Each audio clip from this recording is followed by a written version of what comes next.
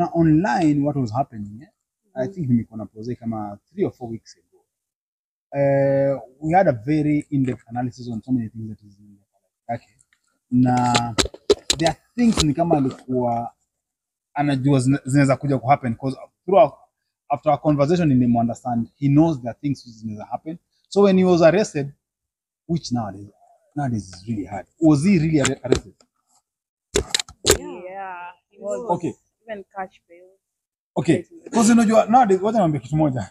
Mimi kitu naogopa kujiingiza kwa story mob. Kuna msee alikuja paka akaweka bila akasema vile ni mgonjwa, and then nilikuja discover ilikuwa ni kiki. I was so shocked.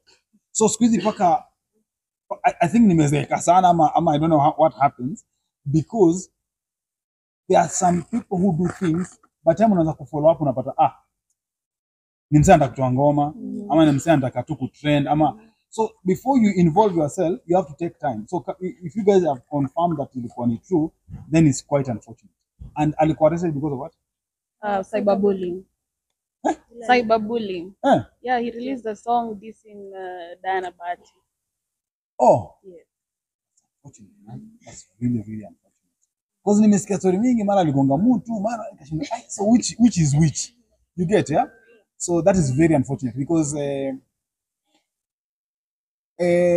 I know Pose, I know but ni watu wote nimewaona hivyo kwa watoto. So najua vizuri sana.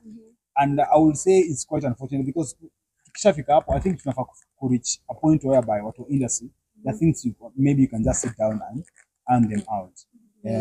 But yeah, you never know mtu amefika to what level ndio because unajua pia kwa hii world unaweza pata kuna mse maybe mtu amenikosea najaribu kuongea naye aski you understand, so you don't know what next you can do.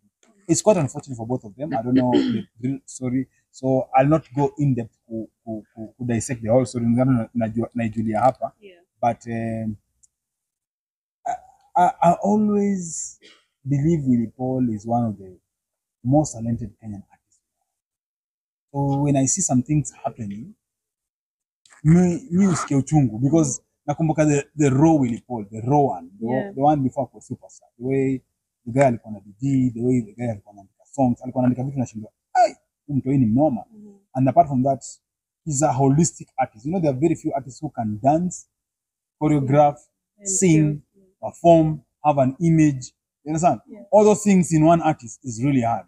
He has posture. You know, Willy Paul ni yule hata kingiaba unajua ule pose amefika. You know, there's some artists hata kingiaba anatembea unashinda huyu ni msanii ama but pose yako nayo, yani akona presence. And you see, for you to become a 360 artist, you need to have all those things. So kuna kitu mmoja na feeling that's one element that is missing in him, and I hope one time that maybe yeah.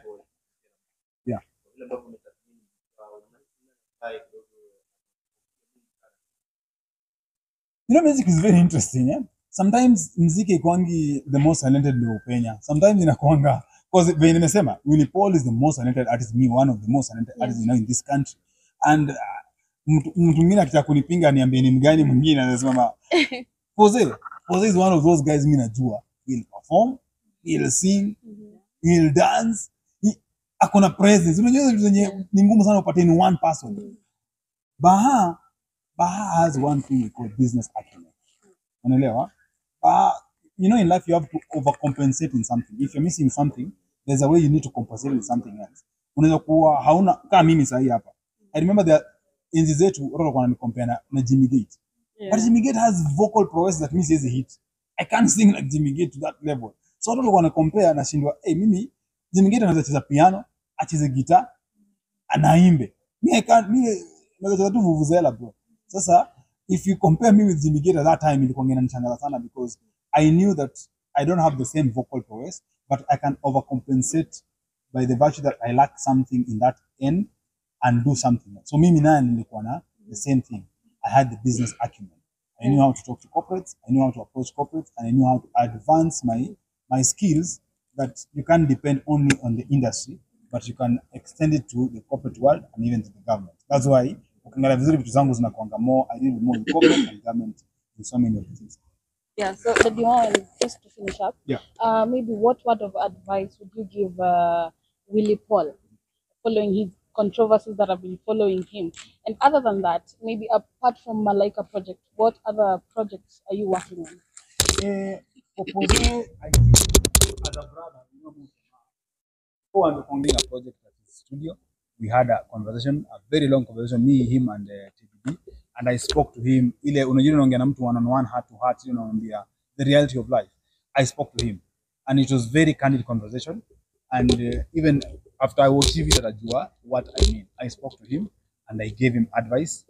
And ile unajua ile advice, the things that you've gone through and you've seen and you think you can give your younger brother. I talked to him as a younger brother. And we had a very candid conversation. And then moving forward, as you speak right now, coming to your second question, Malaika Disability is a very big entity. So every year we are doing like 4 events. So we're having Malaika Disability Walk Nairobi. Then in the next like 2 months, we'll have one in Eldoret. And then after that, we are going, in August, we're going to do what we call Malaika Disability Forum at the KICC, whereby we'll call all the government entities and anyone who is in the, because the theme this year will be about road safety, all about who in the transport sector. We see how we can mediate, because story mingi za disabilities na happen through what wanapata accidents on the roads.